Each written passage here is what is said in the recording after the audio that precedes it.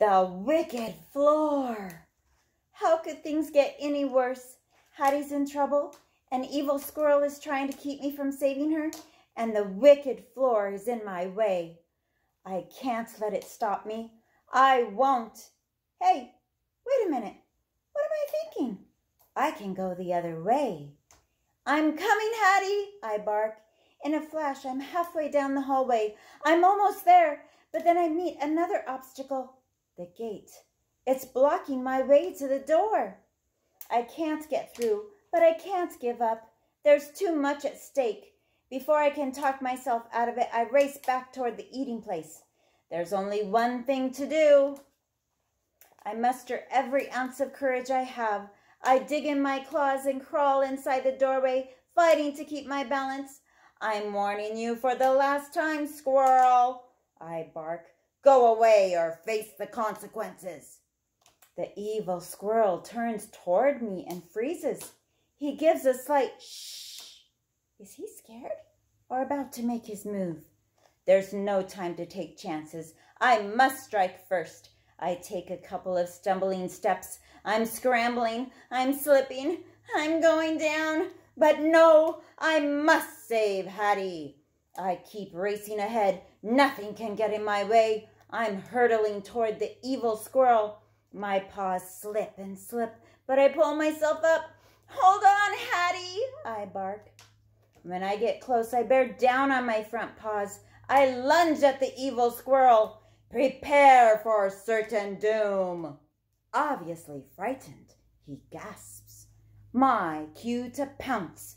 I paw the evil squirrel's lumpy, bumpy fur, which does not feel very furry. He holds out an arm. That's his defense? I throw myself at him again, nipping, pulling, tugging, until he is scared right out of his skin. Literally. As the evil squirrel shrieks in horror, the lumpy, bumpy covering slides off his body, which smells awfully familiar, like mint and vanilla, and a bit like that choky spray. Hattie? Is my nose deceiving me? I back off. I cock my head and glance up into the wonderful dark eyes that I'd know anywhere. It is Hattie. Fenway, she says, sit. My gaze locks to hers as if pulled by an invisible leash. I sink onto my bum, my tail thumping the cool, slick floor. Good boy, Hattie squeals. She drops to her knees, squeezing me and patting my head. I slobber her nose and her eyes and her chin. Hooray, hooray! My Hattie came back and she's not a squirrel anymore. And best of all, she's loving me again. Hattie rubs my belly, laughing and showering me with kisses. It's a deliciously happy moment that I hope will never end.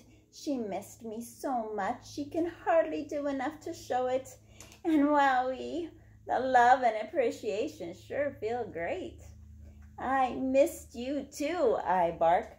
I'm nuzzling Hattie's wet hair. Where's her cap and bushy tail? When my ears perk. Whooshing, howling noises are coming from outside. Suddenly, I remember the gigantic squirrels. I race over to the sliding door. I peer out, but there's only blackness and pounding rain.